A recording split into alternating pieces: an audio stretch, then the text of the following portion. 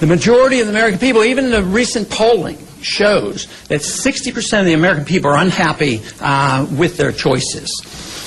If you take the total number of Americans and the percentage that register, and then the percentage that vote, and then the percentage that vote for a candidate, you end up electing a president with 32% of the American people. And because they have been more or less conditioned to believe, well, the two candidates are different and we have to vote for the lesser of two evils, they end up voting, half the people who vote for the president are voting for the lesser of two evils. And so therefore 16% of the American people essentially are saying, hey, I like this candidate, and they vote for the president. You know, yesterday I had a phone call, the first phone call that I personally received or had received from anybody in the McCain candidacy in his campaign. They called, and it was a bit of a surprise to me because their request was that I endorse John McCain today. And I said, well, I don't like the idea of getting about 2 or 3 million people angry at me. So, but they were serious, and it was a respectful call, and the argument was he would do a little less harm than the other candidate. And, you know, we just don't need to do that anymore. You know, in I believe it was 1988, and I believe Ralph Nader will remember this campaign, there was a debate going on with George Bush Sr. and Dukakis, and it was to be put on by the League of Women Voters. And there was a secret agreement between George Bush Sr. and Dukakis that they would dictate all the terms, that they would say who can come and who the moderator is and all this, and who had to be excluded. And when they presented these details to the League of Women Voters, they said, no way, they won't do it. And this was their statement. The demands of the two campaigns would perpetuate a fraud on the American voter. That's where we are. And then a few years later, an organization was formed, and it was called the Commission on Presidential Debates. And since that time, since they have been formed, they dictate all the rules. And guess who's chairman? Who they are? It's the former chairman, a former chairman of the Republican Party, and a former chairman of the Democrat Party. And they dictate all the rules. So therefore, anybody who opposes the status quo aren't permitted to be in the debates. And that's where we are today.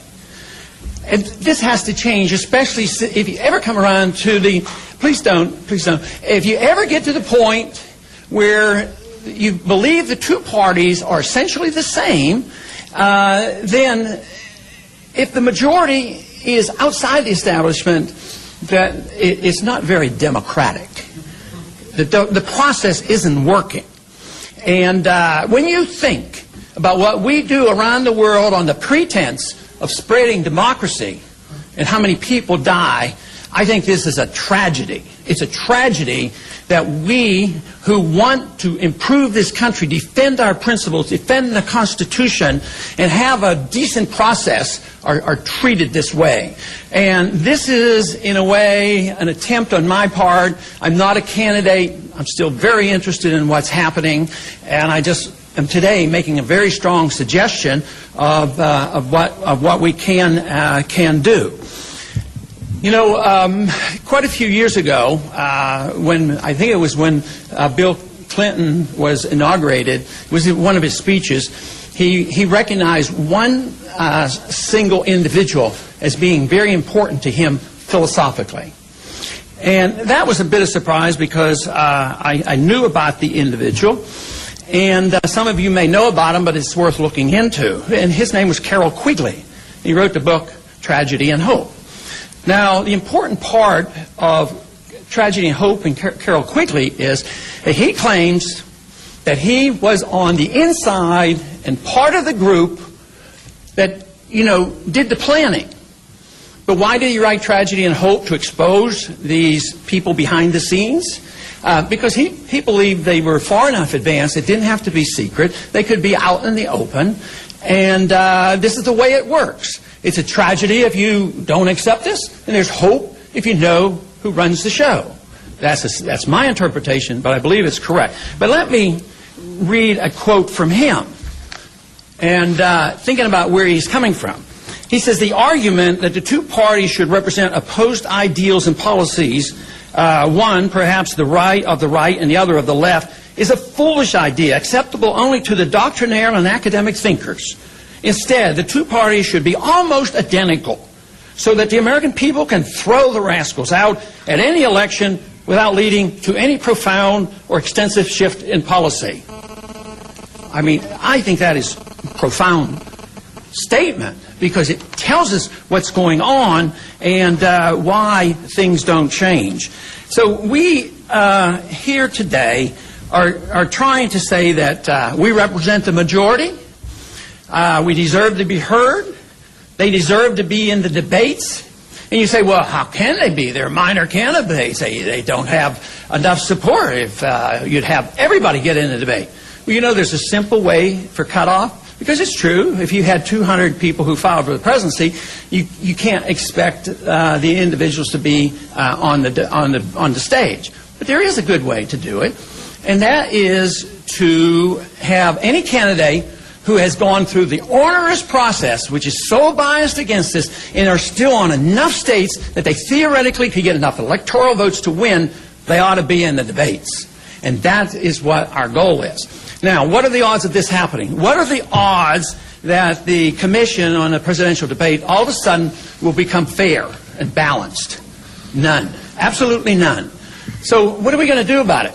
We come together. And to me, it's fantastic that we've been able to get 4 candidates together on this set of principles and agreeing that it's the process that they're begging to change. And this to me is remarkable and important. So what else can they do? Well, I think the 4 candidates very well could get together.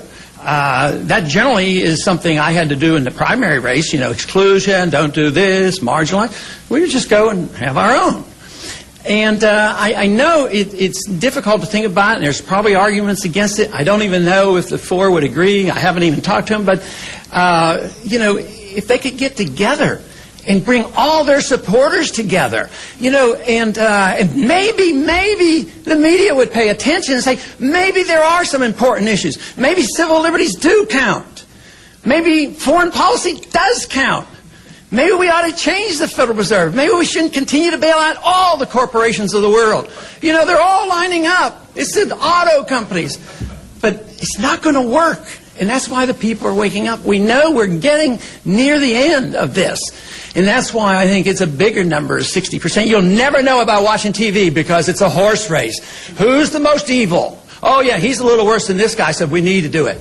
So I think what we need is to have a showing. And the only way we can have a showing is to prove this point.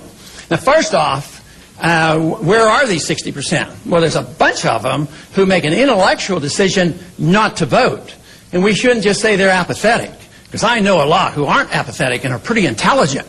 And they figured it out. But I'd like them to vote. My recommendation is to vote. But if you add up those who intellectually don't vote, and you take all the alternatives and take that number of half the people who vote just for the lesser of two evil, we are the majority. But the more the merrier. And they say, oh, you know, the first challenge is, oh, you want to hurt the Republican. No, I don't want to hurt anybody. I want to help save the country. And therefore, if this works, if the American people would wake up, I mean, there would be just as many votes that would leave Obama. I mean, he's not for change. That to me makes no sense. So if the Republican side would realize what I'm trying to do, they say they should be funding me. You know, they say, look, Obama isn't for change. And a lot of young people will go back and forth between Ron Paul and Obama. But the truth is he and McCain, I mean, Obama beat McCain into sending more money and troops to Afghanistan. They all want to send troops to Georgia and more money to Georgia. And they both want bailout. So I think I've hopefully made my point. And I am now going to say that I am very pleased. I thank the candidates for showing. We'll have to wait and see when Bob shows up. But in the meantime, I want to go ahead and give each candidate some time, and I think they won't be as long-winded as I am, because we do want to get to questions, but thank you very much for attending.